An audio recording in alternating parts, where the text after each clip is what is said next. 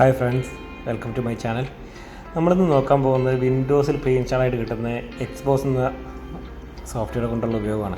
നമുക്ക് നോർമലായിട്ട് വിൻഡോസിൻ്റെ screen record ചെയ്യാൻ വേണ്ടി ഒരു തേർഡ് പാർട്ടി ആപ്ലിക്കേഷൻ്റെ ആവശ്യമുണ്ട്. പക്ഷേ ഇപ്പം വിൻഡോസ് 10 വന്നതോടുകൂടി നമുക്ക് അതിൻ്റെ ഒരു റിക്വയർമെൻറ്റ്സ് ഇല്ല. നമുക്ക് വിൻഡോസിൻ്റെ എക്സ്പോസ് എന്നൊരു സോഫ്റ്റ്വെയർ ഉപയോഗിച്ച് തന്നെ നമുക്ക് സ്ക്രീൻ റെക്കോർഡ് ചെയ്യാൻ സാധിക്കുന്നതാണ്.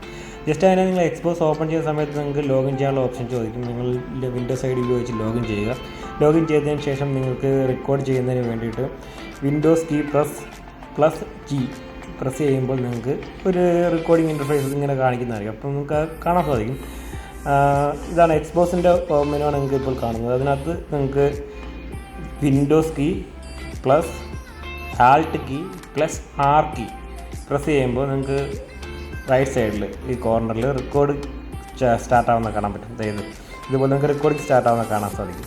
ഈ റെക്കോർഡിംഗ് ഉപയോഗിച്ച് ഇങ്ങനെ നിങ്ങൾക്ക് സ്ക്രീൻ റെക്കോർഡ് ചെയ്യാൻ പറ്റും. ഒരു തേർഡ് പാർട്ടി ആപ്ലിക്കേഷൻ്റെ സഹായമില്ലാതെ തന്നെ നിങ്ങൾക്ക് സ്ക്രീൻ റെക്കോർഡ് ഈസി ആയിട്ട് റെക്കോർഡ് ചെയ്യാൻ സാധിക്കും. പക്ഷേ നിങ്ങൾ വേറൊരു ആപ്പാണ് എക്സ്പോസിൻ്റെ മുകളിൽ ഉപയോഗിക്കുന്നതെന്നുണ്ടെങ്കിൽ നിങ്ങൾ ഉറപ്പായിട്ടും എക്സ്പോസ് ഓപ്പൺ ആക്കി ബാക്ക്ഗ്രൗണ്ടിൽ റണ്ണാക്കി ഇട്ടിരിക്കണം. എങ്കിൽ മാത്രമേ നിങ്ങൾക്ക് ഈ ഒരു ഓപ്ഷൻ ഉപയോഗിക്കാൻ സാധിക്കുകയുള്ളൂ. ഫോർ എക്സാമ്പിൾ ഞാനിപ്പം ഒപ്പിറമിനി ഓപ്പൺ ചെയ്തിട്ട് നിങ്ങൾക്ക് കാണിച്ചു തരാമത്. ഞാൻ ജസ്റ്റ് ഇപ്പോൾ ആ ഒരു റെക്കോർഡിംഗ് ഞാനവിടെ ക്ലോസ് ചെയ്തിട്ടുണ്ട്.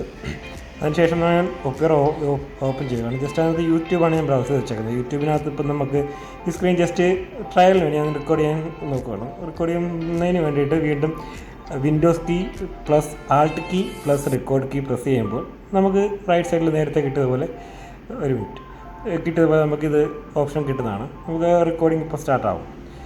ഓക്കെ, റൈറ്റ് സൈഡിൽ ഇപ്പോൾ കാണാൻ സാധിക്കും റെക്കോർഡിംഗ് ഓപ്ഷൻ സ്റ്റാർട്ടാവുന്നത്. കുറച്ച് സ്ലോ ആണ് നെറ്റ്. ഓക്കെ, റെക്കോർഡിംഗ് സ്റ്റാർട്ടായിട്ടുണ്ട്. റെക്കോർഡിംഗ് സ്റ്റാർട്ടായി കഴിഞ്ഞാൽ നമുക്ക് ഇങ്ങനെ എത്ര ടൈം ഇങ്ങനെ കാണാൻ സാധിക്കും. ഈ റെക്കോർഡിംഗ് റെക്കോർഡ് ചെയ്യുന്ന വീഡിയോസ് എല്ലാം തന്നെ നമുക്ക് നമ്മുടെ ദിസ് PC-യിൽ വീഡിയോസ് എന്ന ഫോൾഡറിൽ ക്യാപ്ചർ എന്ന ഫോൾഡറിൽ അവൈലബിൾ ആണ്. ഈ വീഡിയോ നിങ്ങൾക്ക് ഇഷ്ടപ്പെട്ടു എന്ന് വിചാരിക്കുന്നു. കൂടുതൽ ടിപ്സ് ആൻഡ് ടിപ്സുമായി വീണ്ടും കണ്ടുമുട്ടാം. അപ്പോൾ അതുവരത്തേക്കും ബൈ ബൈ. നിങ്ങൾക്ക് ഈ വീഡിയോസ് ഇഷ്ടമായെങ്കിൽ please subscribe and support me. Thank you.